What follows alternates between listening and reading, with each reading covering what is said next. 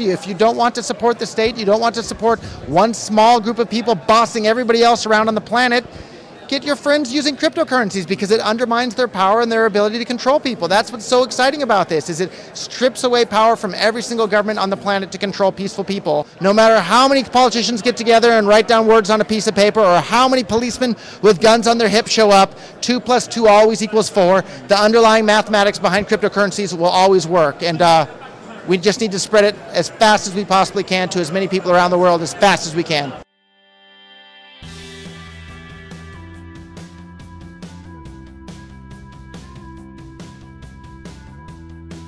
So guys, welcome back to my channel. We are here in Acapulco, Mexico at Anarchapulco, and I'm here with a returning guest, with Roger there.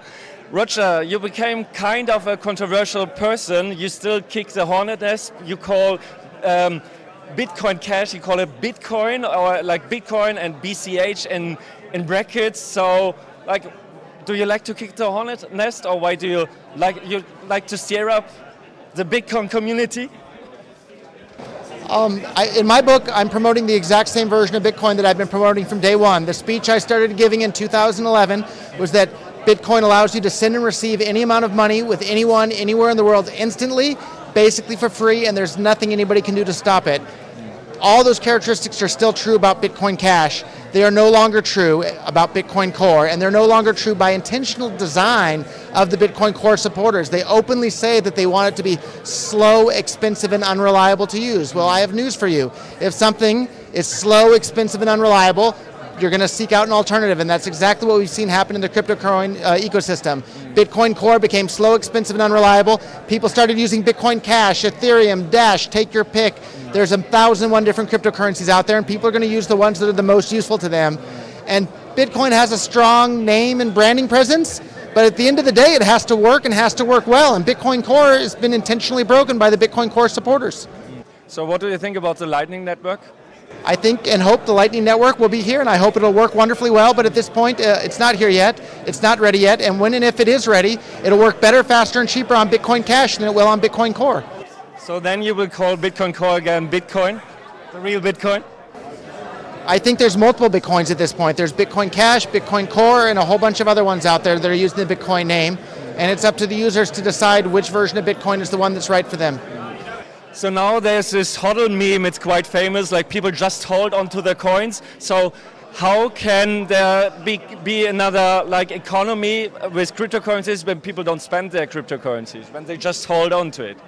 I think that's why we've seen Bitcoin Core's market share plummet from 90+% to around 35% that it is today. If you're not able to use it as a currency, it won't be useful as a store of value. So you won't want to hold it as a store of value if you can't spend it everywhere. The reason people say you save dollars and use dollars as a store of value is because you can spend them everywhere. The same needs to be true of cryptocurrencies. If you can spend them everywhere, you'll feel comfortable using them as a store of value. If you can't spend them because it's slow, expensive, and unreliable to spend them anywhere, you're going to use something else. And there's a whole bunch of cryptocurrencies out there ready to take up market share on that area. But of course, the people see the price always rises, and of course they think, okay, why should I spend it now when it's worth like $50,000 soon? So they just hodl to it. So what do you think? What would you recommend to a person? Like, would you recommend them to spend their coins and try to help to develop another ecosystem, or just hodl? I think each individual can decide for themselves, but the reason people would want to hold something is because they think it'll be more useful to them later.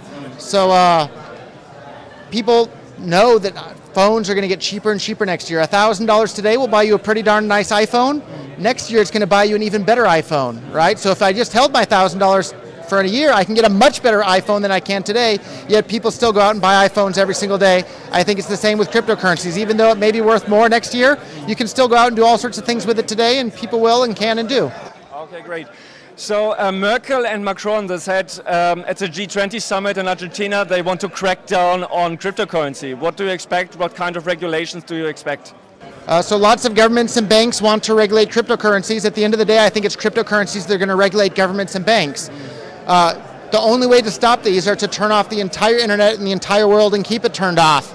Suddenly we all around the entire world have an option. We don't have to use these pieces of paper with pictures of dead politicians on them anymore. We have another option. And that other option isn't to store a value that's slow, expensive, and unreliable to use. It's the cryptocurrencies that are fast, cheap, and reliable, and private as well. And so take a look at the different cryptocurrencies out there, see the ones that make have the characteristics that make them most useful as money, and go out there and start using them as money. Tell your friends, tell your family, tell everybody around you. If you don't want to support the state, you don't want to support one small group of people bossing everybody else around on the planet, get your friends using cryptocurrencies, because it undermines their power and their ability to control people. That's what's so exciting about this, is it strips away power from every single government on the planet to control peaceful people. And as a peaceful person myself, of course I'm excited about that. But you don't see that government's going to shut down exchanges because they see it's going to be a much bigger threat to them? You don't see it? Sure, lots of people have already gone to jail, right? Ross Ulbricht is in jail for life with no possibility of parole for setting up an e-commerce website that accepted cryptocurrency. He built a website that allowed other people to sell things, and this guy got sent to prison with no possibility of getting out ever. That's how violent and crazy the state are, and that's how upset they are with this new technology. So lots of individuals may go to jail, lots of individuals may have horrible bad things happen to them, but that doesn't stop the technology one bit. It might just delay it a little bit. But at the end of the day, we need to go out there and get as many people using cryptocurrencies as fast as we possibly can, so it's too late and the government doesn't even have time to react and figure out what they can do to stop it. And I was actually just with a Stanford law professor just a couple of weeks ago, and he mentioned he was just recently in a meeting with the SEC in the United States, and they were really interested and concerned about ICOs. And I told them, let me guess. And they have absolutely no idea what they're going to do about it. And he said, how did you know? And I said, of course I know. That's the whole point of this technology, is by technological design, it's supposed to be above the law. And what I mean by above the law is that the politicians can get together and write down whatever words they want on a piece of paper, but that doesn't alter the underlying mathematics that make up these systems. So no matter how many politicians get together and write down words on a piece of paper, or how many policemen with guns on their hips show up, 2 + 2 always equals 4. The underlying mathematics behind cryptocurrencies will always work. And we just need to spread it as fast as we possibly can to as many people around the world as fast as we can. So I always say the great thing about government is that they are always very slow and they don't get the technology, they don't know how to regulate it, and that's a big benefit. Would you agree? I agree, and that's what's been so frustrating about the scaling debate within Bitcoin, is I feel like we've lost several years of adoption by that, and we could have been even farther ahead of the regulators and the government's noticing what's happening. But that's the world we live in, so all we can do is start from today and do the very best we can moving into the forward, and that's to get as many people using cryptocurrencies as fast as we possibly can. Okay, let's spread the word. Thank you very much, Roger. Thank you.